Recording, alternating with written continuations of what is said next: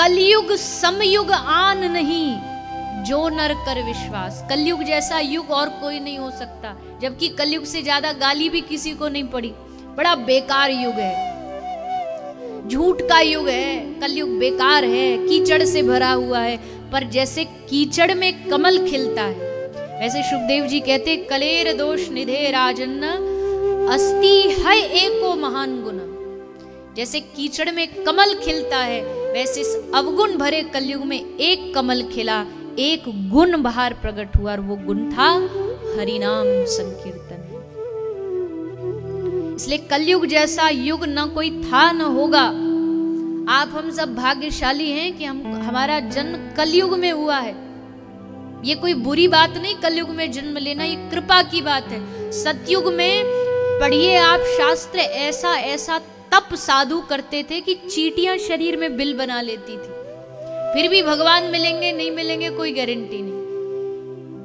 हजारों हजारों वर्ष तक तप किया, भगवान प्राप्ति का कोई पक्का वादा नहीं। लेकिन कलयुग में चलते फिरते खाते पीते सोते जगते बस कहते रहो हरे कृष्ण कृष्ण कृष्ण हरे हरे, हरे राम राम राम हरे हरे, राधे राधे सीता राम, ओम नमो भगवते वासुदेव। जो गुरु मंत्र है ये जाप करो, बस इतना करने से भगवत प्राप्ति हो जाएगी। ये बात का दावा शास्त्र कर रहे हैं। कितना आसान है भगवान को पाना। कलयुग में इतना किसी और वस्तु को पाना आसान नहीं जितना भगवान को पाना आसान है। एक महात्मा जी कहा करते थे कि रसगुल्ला से ज्यादा आसान है भगवान को पाना।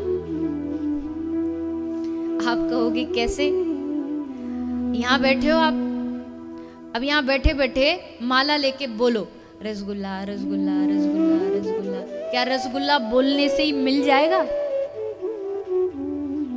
हाँ जी के ना जी? नहीं मिलेगा। कोई और वस्तु बोल लो, रोटी रोटी रोटी नहीं मिलेगी। लेकिन महात्मा कहते हैं कि बैठे बैठे राम राम राम राम राम राम राम राम जपो, तुमको राम मिल जाएगा। कृष्ण कृष्ण जपो, तुम्हें कृष्ण मिल जाएगा। तो बताओ रसगुल्ला ज्यादा मेहनत से मिलेगा कि राम ज्यादा मेहनत से मिलेंगे? राम आसानी से प्राप्त हो जाएंगे। संसारिक वस्तुओं को बोलने से नहीं मिलेगा, उसके लिए मेहनत करना पड़ता है। रसगुल्ला चाहिए तो सामग्री लाओ, उसको बनाने की सामग्री लाओ, फिर गैस चाहिए, फिर मीठा चाहिए, फिर उसको बनाने की प्रक्रिया भी आनी चाहिए।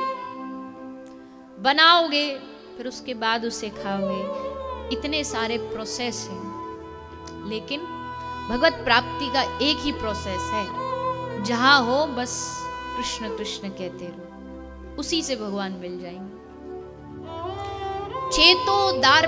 चेतो दर्पण मार्जन, हमारे मन का जो दर्पण है इसको साफ करने का काम भगवान का नाम करता है। कृष्णेति मंगलम नाम, भगवान कृष्ण का नाम मंगल ही मंगल करता है। इसलिए हरि नाम की महिमा तो कितनी गाई जाए उतनी कम है। आज तक कोई कृष्ण नाम की महिमा बता पाया? कोई राम नाम में कितनी ताकत कोई बता पाया? राम न सकहि राम गुण गाए। राम जी खुद भी ये मोर्चा हाथ में ले लेना कि मैं बताऊंगा अपने नाम की महिमा, तो नहीं बता सकते। राम नाम में इतनी शक्ति।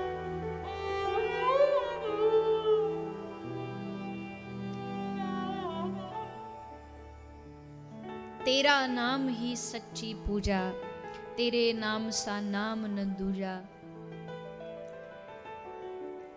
नाम के बगैर भगवान को लाख कोशिश करो नहीं पा सकते। अजी संसार में अब आपके आगरा में मैं कहूँ मुझे एक आदमी से मिलना है, आप कहो किससे मिलना है? मैं कहूँ वो 5 फीट 8 इंच का है,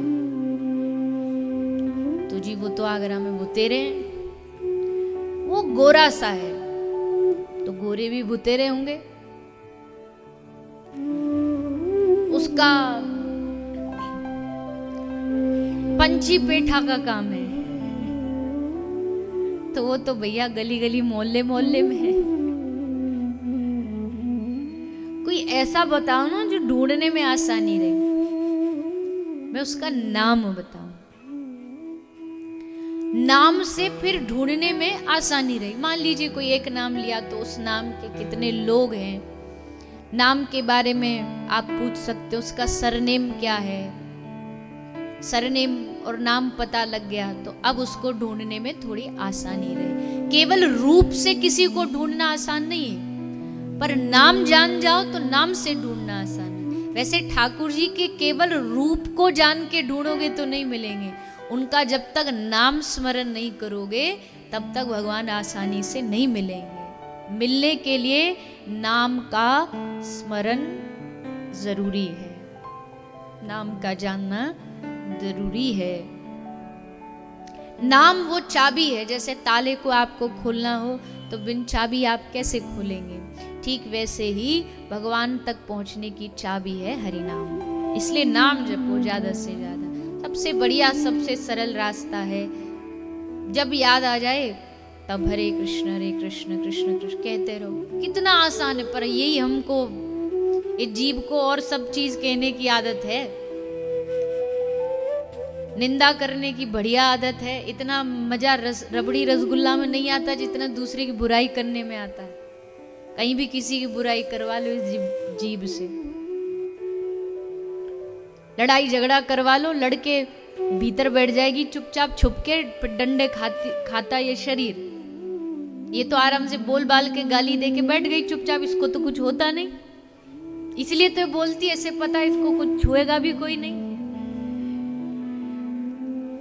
लेकिन ये जीव की सार्थकता तभी है जब ये जीव कृष्ण कहे, राम कहे, प्रभु का नाम स्मरण करे। मन रे कृष्ण नाम कह लीजे, और इसमें खर्चे न खोवे या कुछ चोर न लूटे, दिन दिन बढ़त सवायो, पायो जी मैंने राम रतन धन पायो।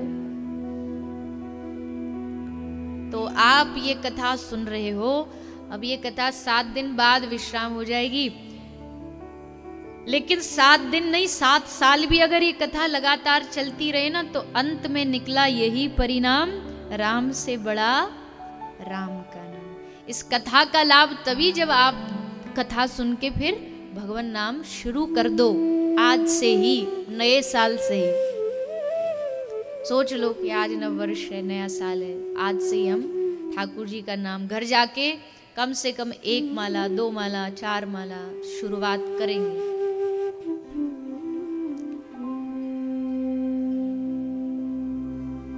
टाइम नहीं है जी, सच्ची मानना, ये जो लोग कहते हैं ना टाइम नहीं, सबसे ज्यादा समय इन्हीं के पास होता है, सबसे ज्यादा समय इन्हीं के पास, सबसे ज्यादा बर्बाद समय का यही करते हैं।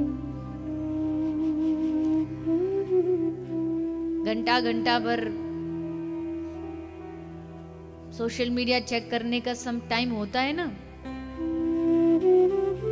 आजकल तो सब दुनिया मैया चाहे कुछ करे ना करे पर फेसबुक पे जरूर मिल जाएगी, पर अपनी अलग अलग नामों से वो फेसबुक पे जरूर पाई जाएगी। धरती पर हो ना हो इंसान, पर फेसबुक पे जरूर होगा, व्हाट्सएप पे जरूर होगा।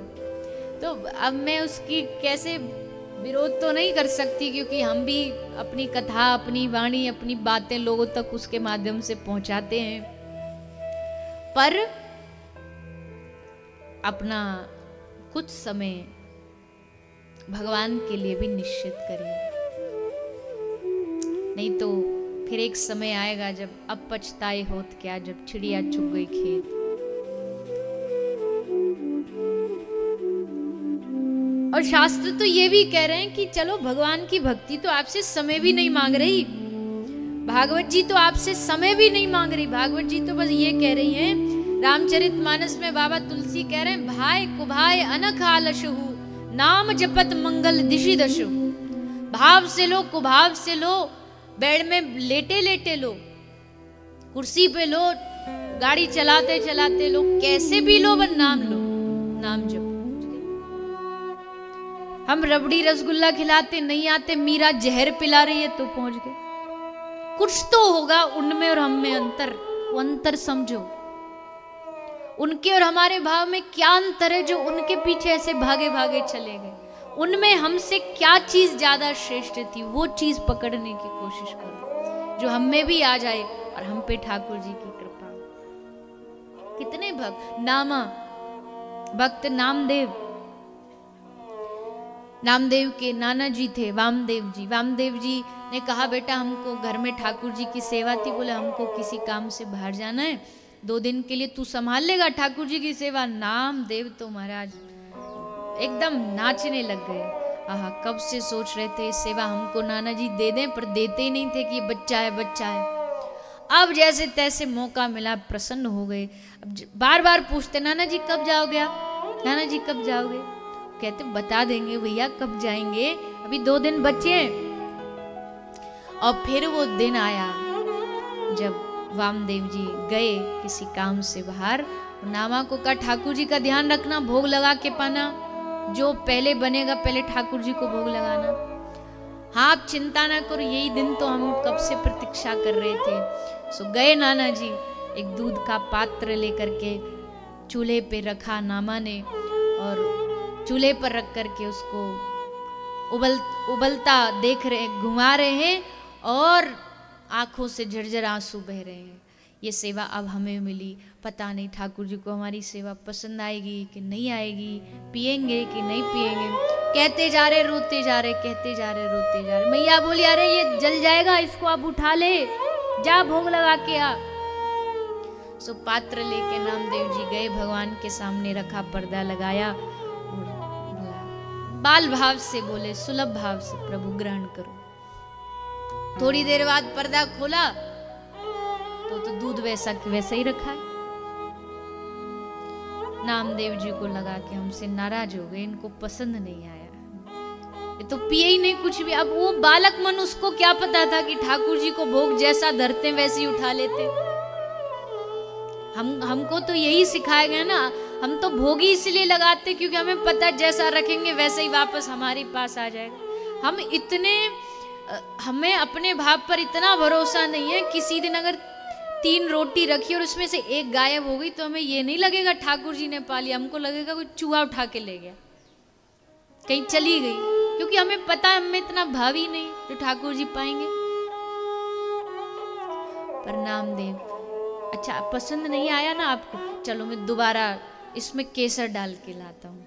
सो गए, केसर डाल के लाए, फिर भोग लगाया, फिर पर्दा खोला, फिर नहीं पिए। नहीं पियोगे आप, हम भी नहीं पिएंगे, तुम भूखे रहोगे हम भी भूखे रहे। अरे नाना जी पूछेंगे ये दुबले पतले कैसे हो गए, तो हम क्या उत्तर देंगे उनको, हम भी नहीं पिएंगे। ठीक है, एक दिन बीत गया, दूसरे दिन फिर लगाया, आज अच्छे से बनाता हूँ, आज अच्छे से पकाता हूँ, शायद पी ले। दूसरे दिन भी नहीं पिया, छोटा सा नामा भी भूखा रहा, 3 दिन हो गए भूखे रहते रहते। तीसरे दिन जब देखा कि अब ये कतई बिल्कुल पी नहीं रहे, तो पर्दा खोला और एक चाकू लेके अपने गर्दन पे रख दिया। हमारे जीवन का जीने का लाभ ही क्या, जब तुम्हारी सेवा ना कर पाए, तुमको खुश नहीं कर पाए, कोई लाभ नहीं इस जीवन का, अभी नष्ट किए देते हैं इसको। तुरंत डर गए ठाकुर जी, एकदम सिंहासन कांपने लगा कि आज भक्त के प्राणों की बारी है। प्रकट हो गए, पकड़ के हाथ पकड़ लिए, ला मैं तेरा दूध पीऊंगा। और गट गट गट ठाकुर जी डर के मारे सारा दूध पी गए। अब तो रोज का क्रम बन गया, पूरा भगोना भर दूध ठाकुर जी पी जाते। और नाना जी आए, नाना जी बोले बेटा सेवा कैसी चल रही? बड़े आनंद की चल रही है। कैसे? बोले रोज ठाकुर जी आते दूध पीते।